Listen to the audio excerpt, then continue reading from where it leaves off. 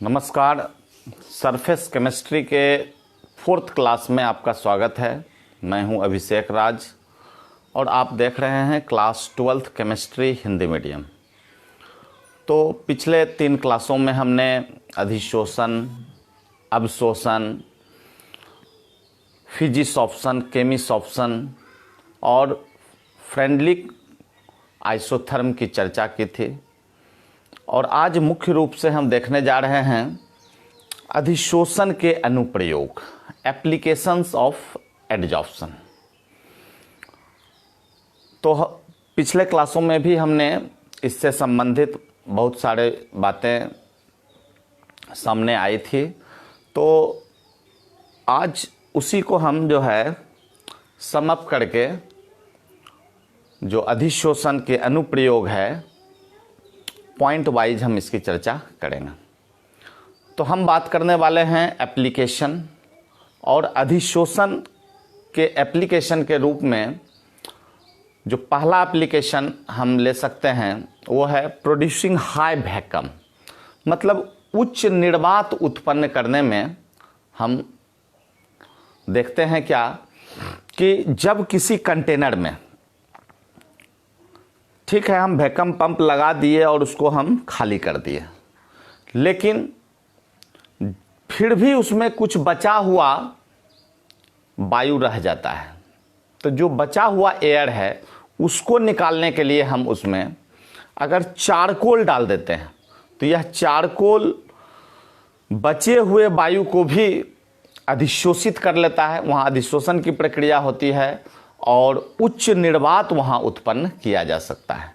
तो हम हेडिंग करने वाले हैं, चूँकि आज का टॉपिक है मेरा अधिशोषण का अनुप्रयोग, application of adsorption.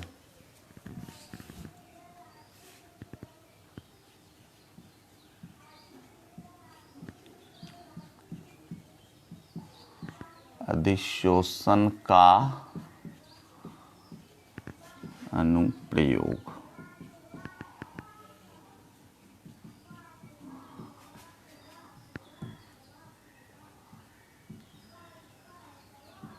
Applications of adsorption.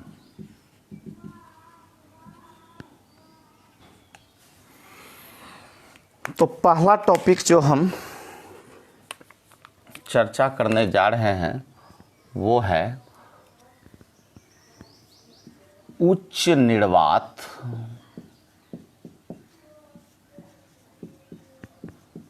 उत्पन्न करने में। सीधे लिखें प्रोड्यूसिंग हाई वैक्यूम।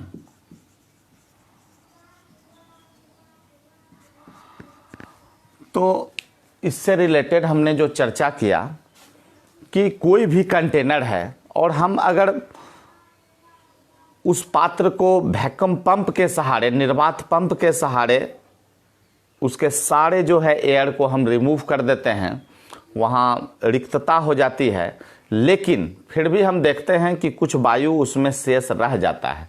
तो चारकोल डालने पर हम देखते हैं जो बची हुई शेष वायु है उसके अधिशोषण द्वारा हम कंप्लीट उसमें निर्वात उत्पन्न कर सकते हैं।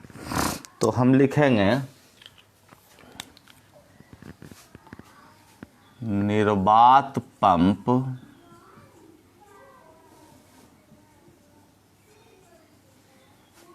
के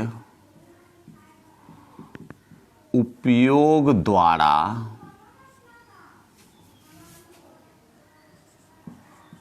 रिक्तता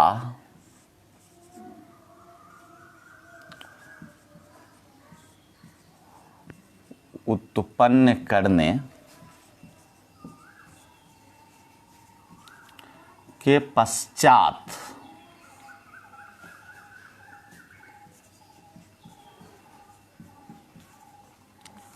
चारकोल के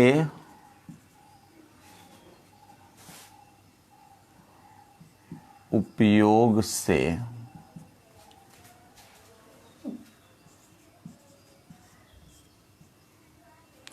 बची हुई वायु को भी अधिशोषित किया जा सकता है, अधिशोषित किया जाता है एवं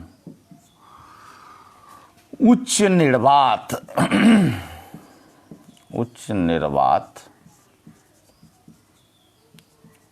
उत्पन्न किया जाता है। तो स्पष्ट है कि निर्वात पंप के उपयोग द्वारा रिक्तता उत्पन्न करने के पश्चात चारकोल के उपयोग से बची हुई वायु को भी अधिशोषित किया जाता है एवं उच्च निर्वात उत्पन्न किया जाता है।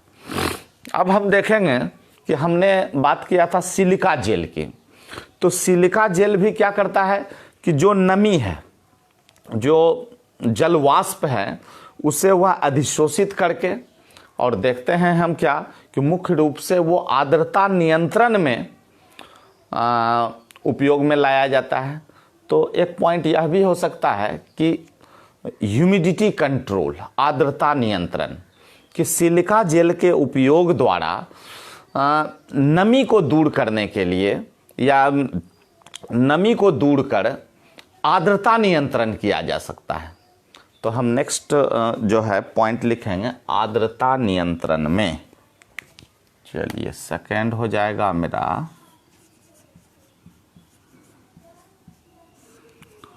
आर्द्रता नियंत्रण में ह्यूमिडिटी कंट्रोल, ह्यूमिडिटी कंट्रोल। तो हम देखेंगे कि सिलिका जेल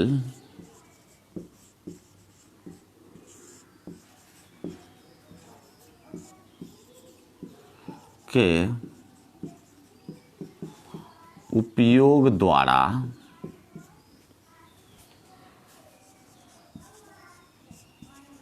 जल वाष्प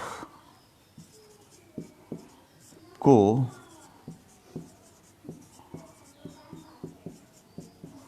अधिशोषित कर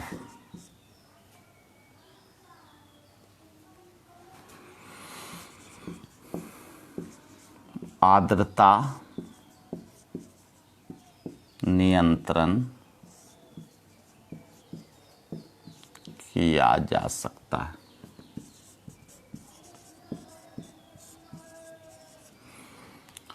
तो हमने इससे संबंधित चर्चा पहले क्लास में किया था, फिर भी अब उसको पॉइंट वाइज हम कर दे रहे हैं। तो पहला पॉइंट हो गया उच्च निर्वात उत्पन्न करने में, प्रोड्यूसिंग हाई वैक्यूम, और दूसरा हो गया आर्द्रता नियंत्रण में, ह्यूमिडिटी कंट्रोल।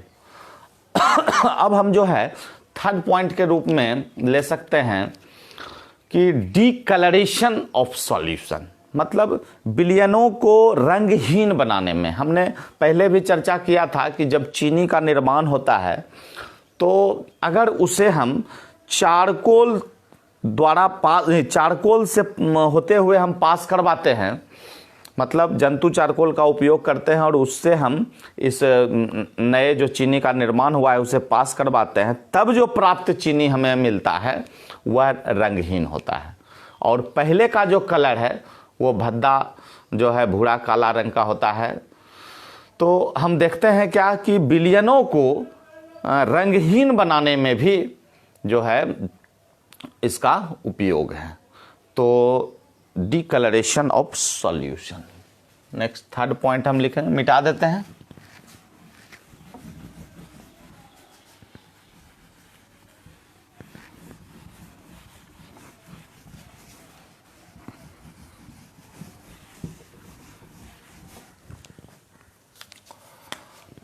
थर्ड पॉइंट,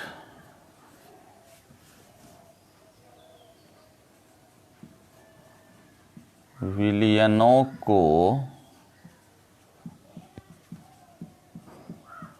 रंगहीन करने में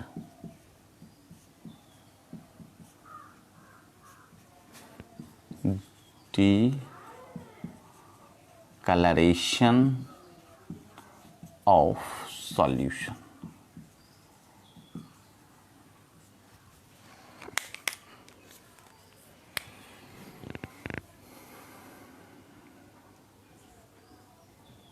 लिखेंगे चीनी को जब, या चीनी के विलयन को लिख देते हैं, चीनी के विलयन को जब जंतु चारकोल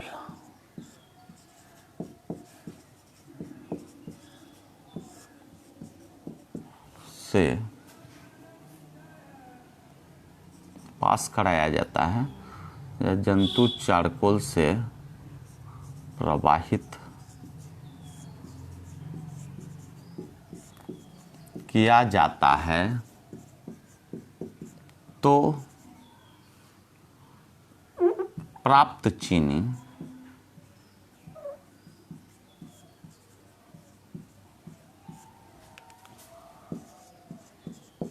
रंगहीन, प्राप्त चीनी अधिशोषण के कारण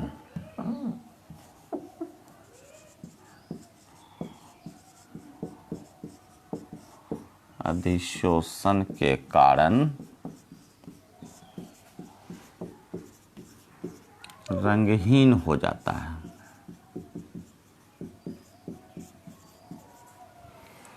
तो स्पष्ट है कि चीनी के विलयन को जब जंतु चारकोल से प्रवाहित किया जाता है तो प्राप्त चीनी अधिशोषण के कारण रंगहीन हो जाता है।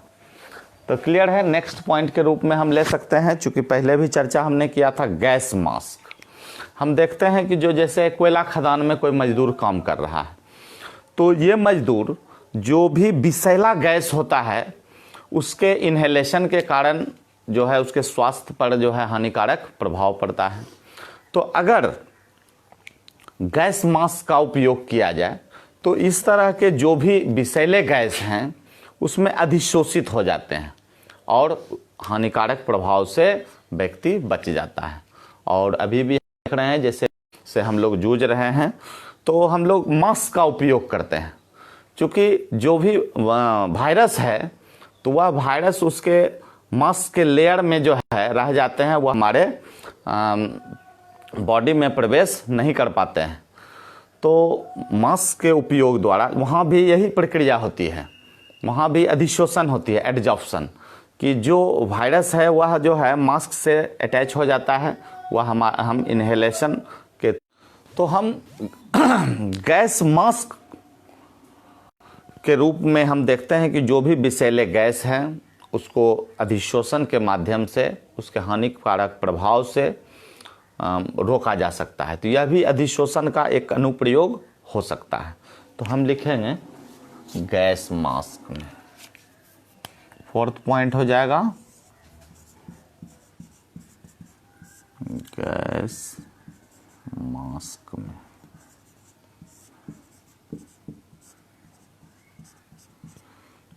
इन गैस मास्क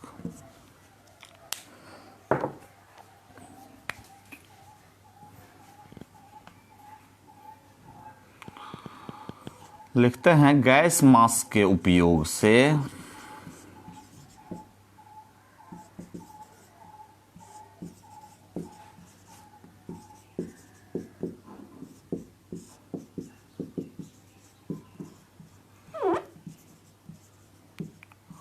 कोयले के खदानों में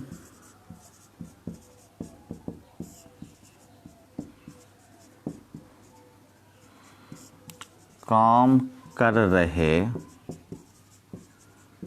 मजदूर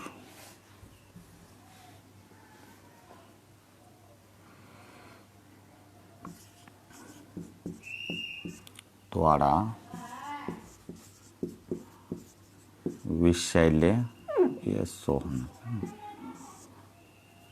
द्वारा विषैले गैस के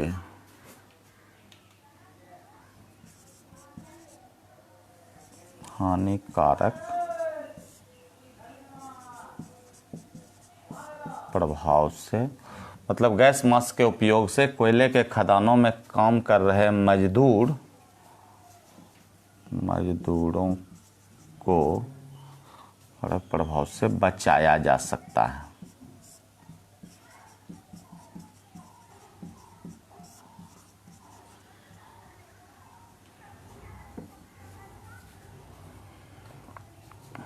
साथ ही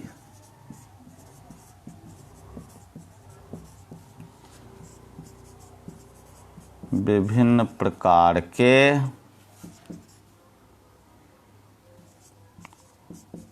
सूक्ष्म जीव जैसे जीवाणु, वायरस के भी हानिकारक प्रभाव से बचा जा सकता है। तो क्लियर है कि गैस मास्क में जो यूज किया जाता है वो जो भी कोयला खदान में जो मजदूर काम कर रहे हैं, तो जो विषैला गैस है, चूंकि वहाँ जो है चारकोल का लेयर रहता है गैस मास्क में, तो वहाँ एडजॉर्प्शन होता है, अधिशोषण। तो अधिशोषण के कारण क्या होता है कि जो भी विषैला गैस है वो मास्क में ही रह गया, जो भी जीवाणु है, वायरस है, वह जो है उसके मास्क तक ही सीमित रह गया, तो उसके बॉडी पे जो है हानिकारक प्रभाव नहीं पड़ता है। तो इस तरह से हमने 4 पॉइंट अधिशोषण के अनुप्रयोग में। अब 5वां पॉइंट पर चलते हैं। विषमांगी उत्प्रेरण, हेट्रोजीनियस कैटालाइसिस। तो 5वां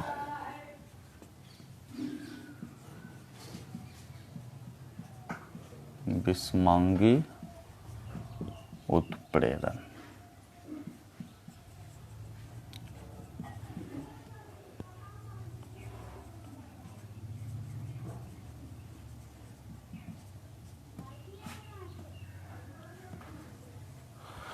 तो विषमांगी उत्प्रेरण बहुत ही इंपॉर्टेंट टॉपिक है। इसके बाद जो है हम कैटलिस्ट की ही चर्चा करेंगे। तो उसमें हम देखेंगे कि ठीक है, उत्प्रेरक का जो सतह होता है, उत्प्रेरक के बारे में हम पहले भी चर्चा कर चुके हैं, जो रिएक्शन के रेट को बढ़ाता है, घटाता भी है, मतलब प्रभावित करता है। तो उत्प्रेरक का ठोस सतह, और अगर अभिकारक आकर के वहाँ अधिशोषित हो जाए तो हम देखते हैं क्या कि जो रिएक्शन का दर है वह बढ़ जाता है। हम उदाहरण स्वरूप देखेंगे कि जैसे अमोनिया का फॉर्मेशन हो रहा है, तो नाइट्रोजन और हाइड्रोजन मिलेगा तो अमोनिया बनेगा। लेकिन अगर हम वहाँ पर लोहा उत्प्रेरक का यूज़ कर लेते हैं, आयरन जो है एक कैटलिस्ट का काम करता है इस रिएक्शन में, और लोहा उत्प्रेरक का जो सतह है वह क्या करता है कि जो रिएक्टेंट है, अभिकारक है, उसको अधिशोषित कर लेता है, जिसके कारण कि रिएक्शन का रेट बढ़ जाता है। तो लिखेंगे हम उत्प्रेरक के ठोस सतह द्वारा अभिकारक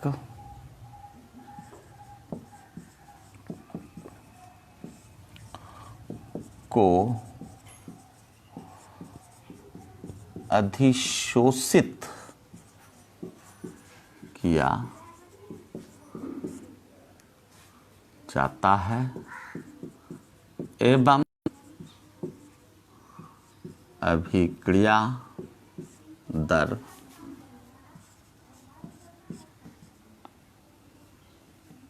बढ़ाई जाती है।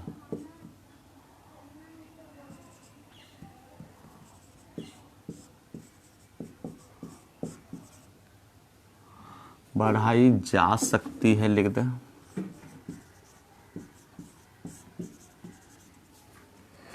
और लिखेंगे अमोनिया के निर्माण में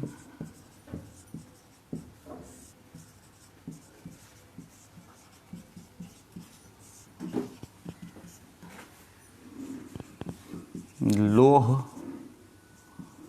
उत्प्रेरक का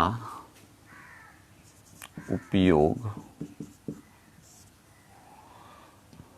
लिख देते हैं विषमांगी उत्प्रेरण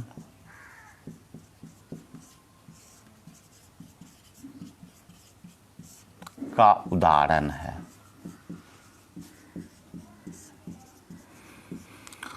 तो आखिर ये जो टर्म आ गया विषमांगी, ये स्पष्ट नहीं हुआ, तो उससे हम इस प्रकार से कह सकते हैं, चूंकि हम देख रहे हैं कि नाइट्रोजन और हाइड्रोजन दोनों गैस हैं, तो हम उसमें लोहा का उपयोग किए। लोहा क्या है?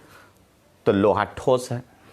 तो हम देखते हैं कि जो कैटलिस्ट हमने यूज़ किया है और जो रिएक्टेंट है, दोनों का प्रकृति में अगर भिन्नता आती है, चूंकि हमने यहाँ नाइट्रोजन हाइड्रोजन गैस लिया है और आयरन ठोस है, तो यह जो है विषमांगी उत्प्रेरक के रूप में यहाँ लोहा काम करेगा और यह प्रक्रिया कहलाएगी विषमांगी उत्प्रेरण। तो क्लियर हो गया होगा। चलिए अगला जो है हम देख रहे हैं कि 6th पॉइंट के रूप में कि अक्रिय गैस का पृथक्करण, मतलब सेपरेशन ऑफ नोबल गैसेस। तो ये किस प्रकार से होता है? तो हम देखते हैं जैसे चारकोल है, तो चारकोल क्या करता है कि विभिन्न गैस को एडजॉर्ब करता है, अधिशोषित होता है विभिन्न गैस उस पर। तो अलग अलग ताप पर हम देखते हैं कि जो गैस का अधिशोषण है उसका रेट भी अलग अलग होता है। तो जिस कारण से हम जो अक्रिय गैस हैं उसे हम पृथक करने में कामयाब हो जाते हैं। तो अक्रिय गैस का पृथक्करण, separation of noble gases, next point हो जाएगा 6।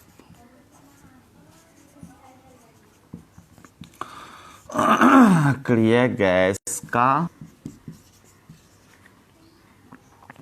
पृथक्करण,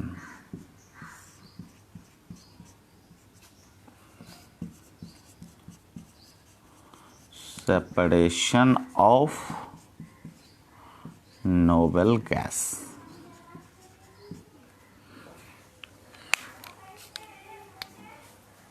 लिखेंगे भिन्न भिन्न ताप पर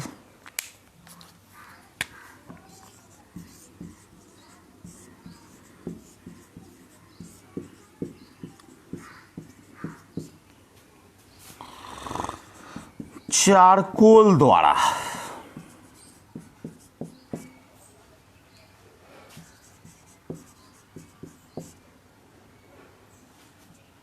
अलग अलग अक्रिय गैसों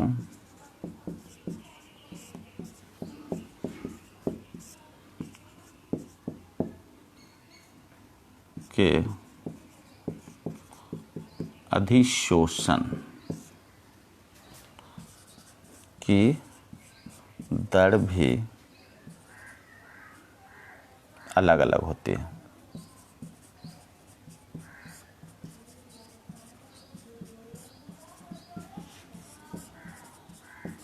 इस प्रकार हम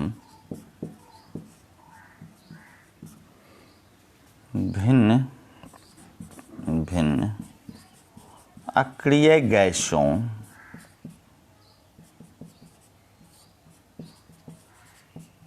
को पृथक्करण कर पाते हैं।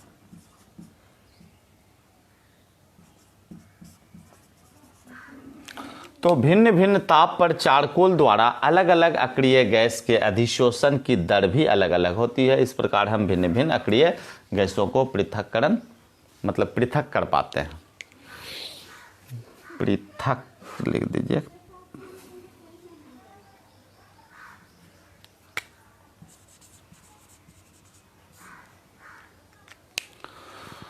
तो इस तरह से मेरा 6 पॉइंट क्लियर हो गया। अब हम देखते हैं कि बहुत सारे रोगों के उपचार में भी, मतलब ट्रीटमेंट ऑफ डिजीज में हम देखते हैं कि जो दवाई है, जो औषध है, तो वो औषध क्या करता है कि जो कीटाणु है, तो कीटाणु को चाहे बैक्टीरिया हो, वायरस हो, मतलब अधिशोषित कर लेता है वो, और अधिशोषित करके उसे विनष्ट कर देता है। मतलब अधिशोषण की क्रिया बहुत सारे रोगों के उपचार में भी सहायक होता है। तो बहुत ही इंपॉर्टेंट पॉइंट ये हो सकता है कि हम लिखेंगे ट्रीटमेंट ऑफ वेरियस डिजीजेज, रोगों के उपचार में, मिटा दें, 7th पॉइंट होगा।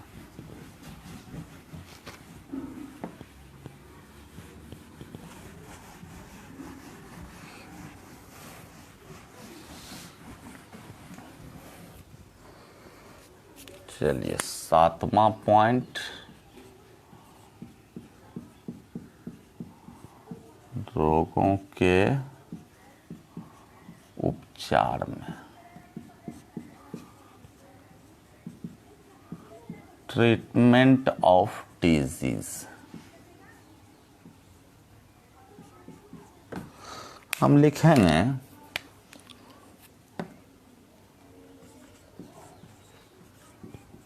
विभिन्न रोगों के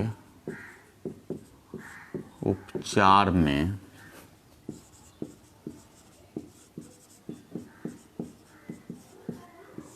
अधिशोषण की प्रक्रिया सहायक होती है। औषध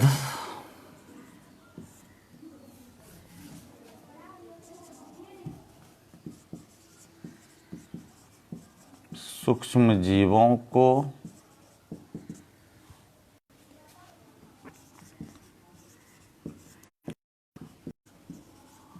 कर हमें अधिशोषित कर विनष्ट कर देते हैं एवं उनके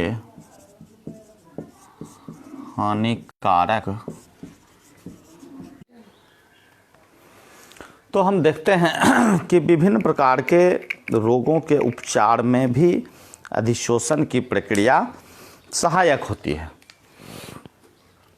तो हमने अब तक 7 पॉइंट की चर्चा की। 8वां पॉइंट के रूप में जो है क्रोमेटोग्राफी, तो ये मतलब प्रैक्टिकल से रिलेटेड है। हम लोग क्रोमेटोग्राफी करते हैं, जैसे हम एक उदाहरण ले रहे हैं पेपर क्रोमेटोग्राफी का। तो पदार्थ में जो विभिन्न उसके अवयव होंगे उसे हम इस विधि द्वारा पृथक कर सकते हैं। जैसे हम अगर पेपर क्रोमेटोग्राफी लिए तो एक जो है ग्लास ले लेते हैं या सिलेंड्रिकल फ्लास्क ले लेते हैं, और उसमें हम पेपर को जो है डाल देते हैं, और एक लाइन करके एक पॉइंट बना करके, और विभिन्न प्रकार के रंग से निर्मित जो है, मान लीजिए कोई इंक है और उसमें बहुत सारे रंग मिले हुए हैं, तो उसका अगर एक बूंद हम उसमें डाल देते हैं और उसको सिलेंड्रिकल फ्लास्क जिसमें वाटर रखा हुआ है या अन्य और भी कोई केमिकल है उसमें रखते हैं, तो धीरे धीरे जो है उसका जो रेट है, चूँकि हम देखते हैं कि अलग अलग जो है रंगों का जो अधिशोषण का रेट है वह अलग अलग है। तो इस प्रकार से हम देखते हैं कि विभिन्न रंगों को हम अलग कर पाते हैं। तो क्रोमेटोग्राफी एक तरीका है जो कि चूँकि हम जान रहे हैं कि विभिन्न रंगों का जो अधिशोषण क्षमता होता है वह अलग अलग होता है, तो इससे हम पदार्थों के विभिन्न अवयव को अलग कर सकते हैं। तो यह भी एक जो है एप्लीकेशन हो सकता है। तो हम लिखेंगे क्रोमेटोग्राफी में, और लंबा स्टेटमेंट तो नहीं हो रहा है, आसान है, कोई भारी चीज़ है नहीं।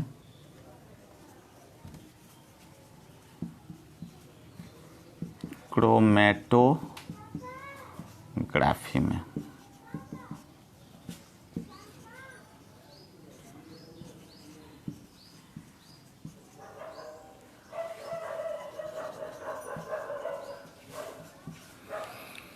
तो क्रोमेटोग्राफी में हम जो है विभिन्न पदार्थ के अवयवों को अलग कर सकते हैं। तो इस प्रकार से हम लिखेंगे पदार्थों के विभिन्न अवयवों को इस विधि द्वारा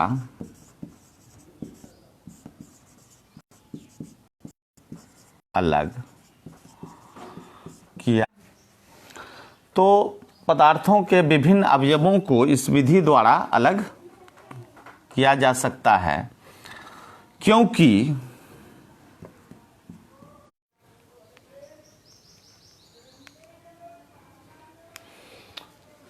तो हम लिखने जा रहे हैं क्योंकि भिन्न भिन्न पदार्थों की अधिशोषण क्षमता भिन्न भिन्न होती है।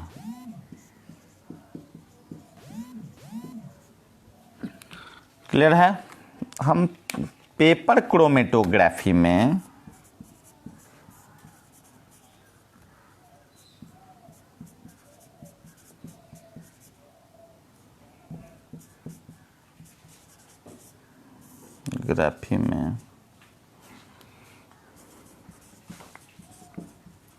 विभिन्न रंगों को उसकी अधिशोषण क्षमता के आधार पर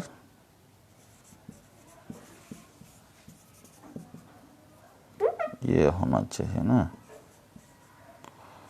क्षमता के आधार पर पृथक कर सकते हैं।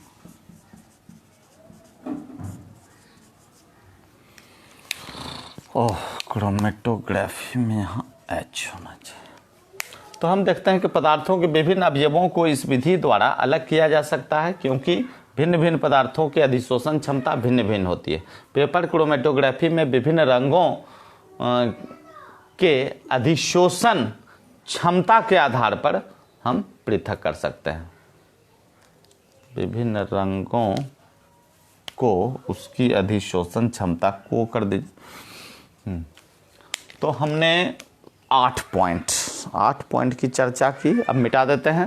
नेक्स्ट हम लोग देखेंगे इंडिकेटर्स के रूप में भी आप इसे यूज कर सकते हैं। मतलब एक एप्लीकेशन और हो सकता है कि एडजॉर्प्शन इंडिकेटर के रूप में हम चर्चा करने जा रहे हैं। पहले हेडिंग कर लें।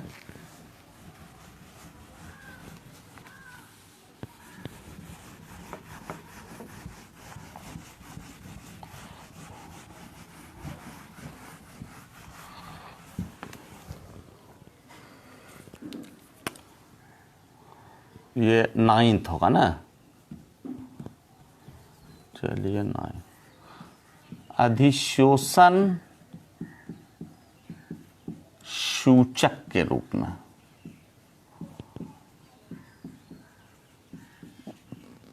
Adsorption indicator.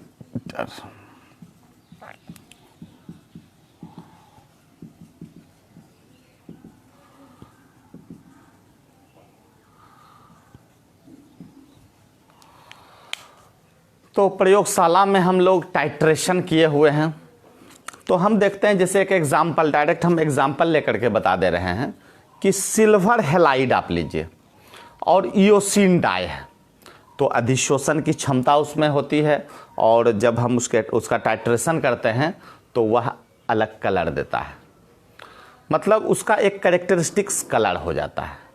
तो हम यहाँ अधिशोषण सूचक के रूप में, हाँ, तो इस रूप में लिख सकते हैं कि सिल्वर हैलाइड में, ऐसे लिखें,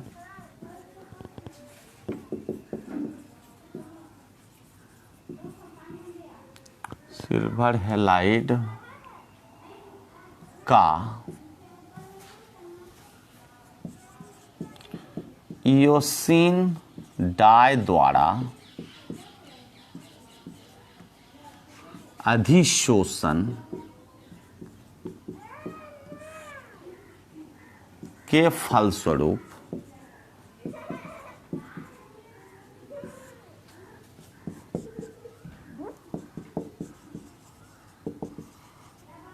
टाइट्रेशन करने पर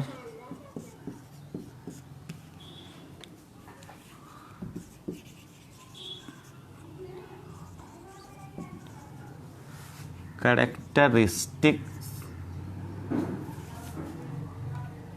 रंग प्रदान करता है। कैरेक्टरिस्टिक्स का मतलब हो गया लाक्षणिक रंग प्रदान करता है। एक कैरेक्टरिस्टिक्स कलर इसका हो जाता है। तो अब हम 9 हो गया। 10 में जो है एप्लीकेशन की बात करें, बहुत ही इंपॉर्टेंट है यह कि hardness of water.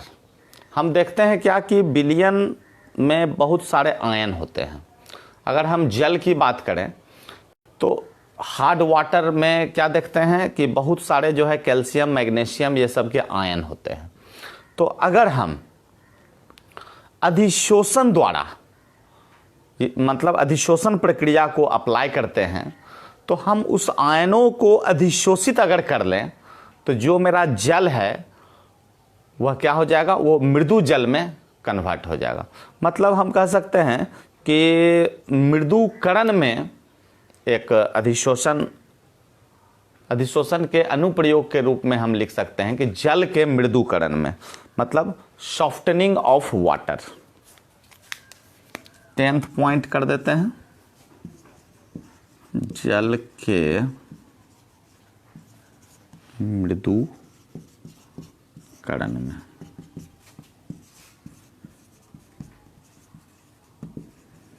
Softening of water.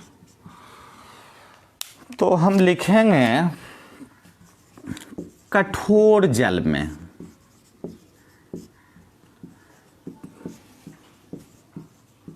विभिन्न आयन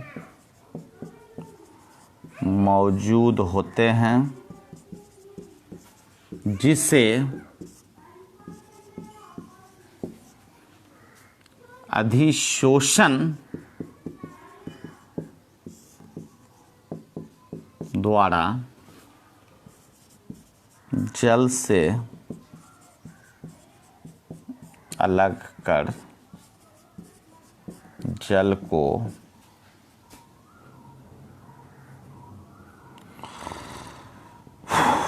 को मृदु बनाया जाता है।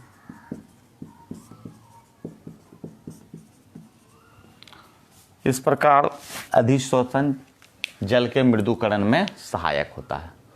तो सेंटेंस तो बहुत लंबा नहीं है, 2 लाइन में तो क्लियर हो जा रहा है।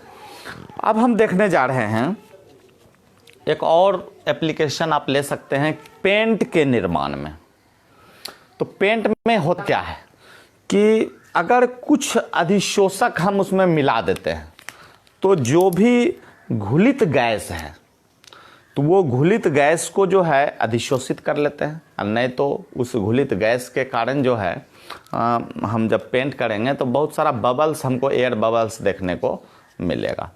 तो नेक्स्ट हम लोग लिखेंगे, अच्छा मिटा दें इसे, 11 बहुत अनुप्रयोग हो गया ना, तब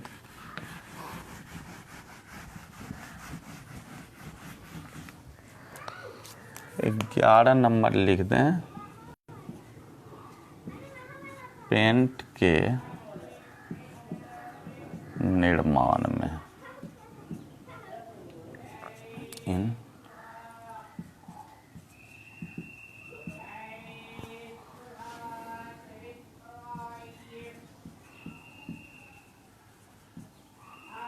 पेंट मैन्युफैक्चरिंग।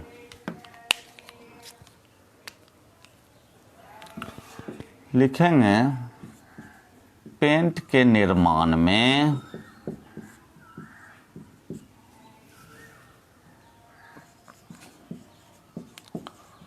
अधिशोषक के प्रयोग द्वारा गैस के अणुओं का अधिशोषण किया जाता है। काफी है, यहाँ खाली घुलित कर लीजिए, ज़्यादा बेहतर होगा, क्योंकि पेंट में घुला हुआ घुलित गैस के अणुओं का अधिशोषण किया जाता है। चलिए, तो अब जो आज का टॉपिक था अधिशोषण के अनुप्रयोग, वह कंप्लीट हो गया। मैक्सिमम पॉइंट 11 पॉइंट है, आपको 6-7 भी याद रहता है तो मैक्सिमम क्वेश्चन जो है 5 मार्क्स का आता है। और इस तरह का जो है डायरेक्ट क्वेश्चन अब बोर्ड में नहीं पूछा जाता है। हाँ, विभिन्न स्टेट बोर्ड में देखते हैं कि एप्लीकेशंस ऑफ एडजॉर्प्शन करके क्वेश्चन रहता है। फिर भी सारे टॉपिक को हमको पढ़ना है। तो नेक्स्ट डे हम जो है कैटालाइसिस, कैटलिस्ट के टाइप्स को पढ़ेंगे और कैटलिस्ट का क्या कैरेक्टरिस्टिक्स है इसे पढ़ेंगे। तो thank you for watching this video. आज 4th क्लास था। जो लोग आज नए क्लास कर रहे हैं वह मेरे रिकॉर्डेड वीडियो में 3 क्लास पहले कर लें, तब आज का क्लास ज़्यादा उनके लिए फ़ायदेमंद होगा। और कल से हम नए टॉपिक की शुरुआत करेंगे, कैटलिस्ट। तो डायरेक्ट भी आप जो है 5वें क्लास में जुड़ सकते हैं। तो बहुत बहुत धन्यवाद। Sujit Kumar, Anshu Gupta is watching. तो इसे ज़्यादा से ज़्यादा शेयर करें और अन्य स्टूडेंट तक पहुंचाएं। बहुत बहुत धन्यवाद।